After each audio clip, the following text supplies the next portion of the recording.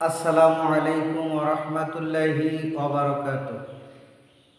আলহামদুলিল্লাহি রাব্বিল আলামিন ওয়াল আকিবাতু লিল মুত্তাকিন ওয়াস সালাতু ওয়াস সালামু আলা সাইয়্যিদিল আমবিয়াই ওয়াল মুরসালিন। প্রিয় দর্শক শ্রোতা,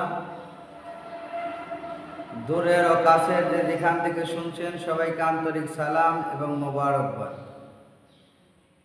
আজ আমরা আলোচনা করব উম্মুল মুমিনিন হযরতে মা আয়েশা রাদিয়াল্লাহু তাআলা আনহা এর জীবনী। উম্মুল মুমিনিন মা আয়েশা রাদিয়াল্লাহু তাআলা আনহা তিনি ছিলেন আমাদের পেয়ারা নবী মুহাম্মদ রাসূলুল্লাহ সাল্লাল্লাহু আলাইহি ওয়াসাল্লামের সহধর্মিণী।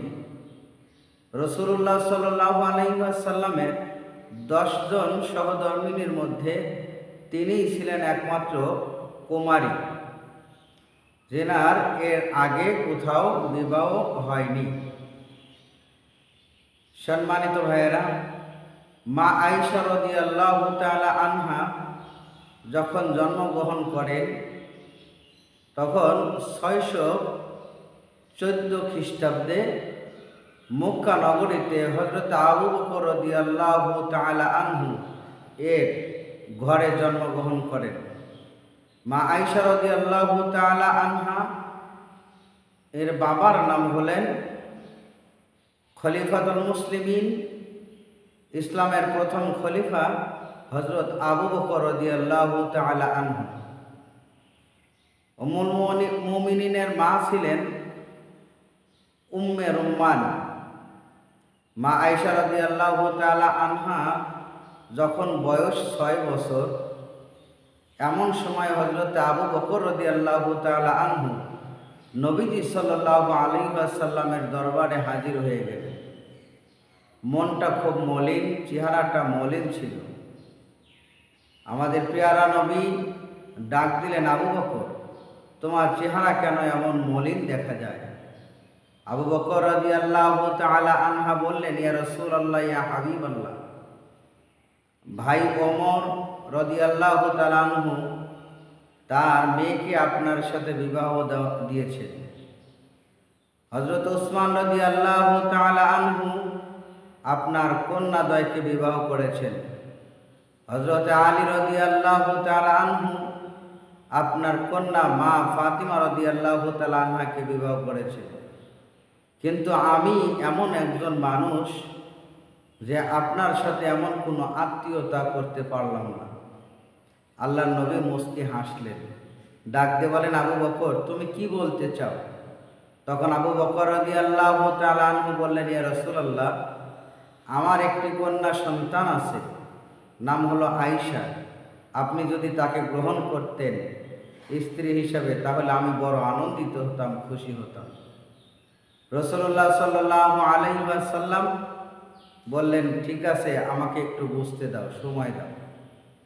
রাতে আল্লাহ পাকের পক্ষ থেকে আল্লাহ নবীকে স্বপ্নে দেখানো হলো মা আয়েশা রাদিয়াল্লাহু তাআলা আনহাকে, যার কারণেই মা আয়েশা রাদিয়াল্লাহু তাআলা আনহা এর বয়স যখন 6 বছর, তখন আল্লাহর রাসূল সাল্লাল্লাহু আলাইহি সাল্লামের সাথে তাকে বিবাহ দেওয়া হলো।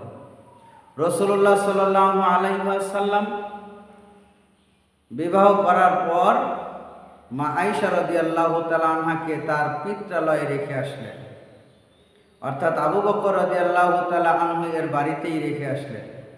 যখন তিনার বয়স 10 বছর হলো, তখন আল্লাহর রাসূল তাকে নিজ ঘরে তুলে নিলেন।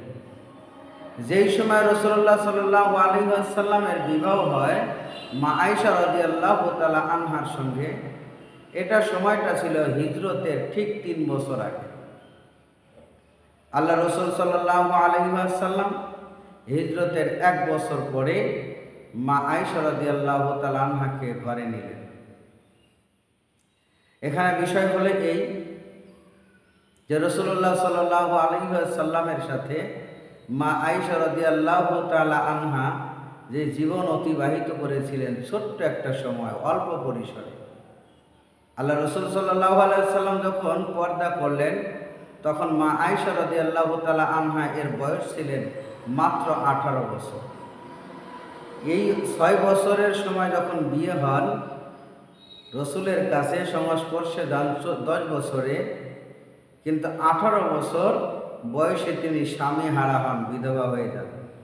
মাত্র 8 বছর আল্লাহ রসুল সাল্লাল্লাহু আলাইহি ওয়াসাল্লামের সংস্পর্শে ছিলেন মা আয়েশা রাদিয়াল্লাহু তাআলা আনহা।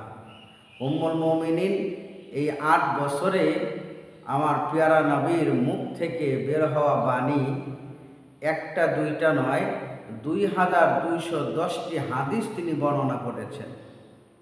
মহিলাদের মধ্যে সবচেয়ে বেশি হাদিস বর্ণনাকারী হলেন মা আয়েশা রাদিয়াল্লাহু তাআলা আনহা, যার সহিহ হাদিসের বর্ণনা এসেছেন 2210টি হাদিস।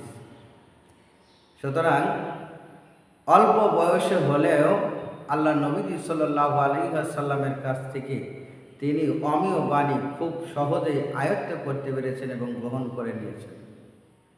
সুতরাং আমাদের বুঝতে হবে, জানতে হবে, মা আয়েশা রাদিয়াল্লাহু তাআলা আনহা এর জীবনী থেকে এটাই প্রতীয়মান হয় যে বয়স মেইন কথা নয়, আসল কথা নয়। আসল কথা হলো একনিষ্ঠতা এবং রসুল প্রেম অন্তরের ভিতরে জাগ্রত রাখা, যার কারণে রসুলের সংস্পর্শে আসার কারণে তার এই কৃতিত্ব অর্জন। মা আয়েশা রাদিয়াল্লাহু তাআলা আনহার এই ছোট্ট জীবনী থেকে, অর্থাৎ তার বৈবাহিক জীবনী থেকে আমরা যতটুকু বুঝতে পারলাম, ততটুকু অনুযায়ী যেন আমরা এবং আমাদের পরিবারের লোকজনকে চলাচল করানোর জন্য চেষ্টা করি। আল্লাহ পাক আমাদেরকে কবুল করুন। ওয়া আখিরি দাওয়ানা আনিল হামদুলিল্লাহি রাব্বিল আলামিন। আসসালামু আলাইকুম ওয়া রাহমাতুল্লাহি ওয়া বারাকাতুহু।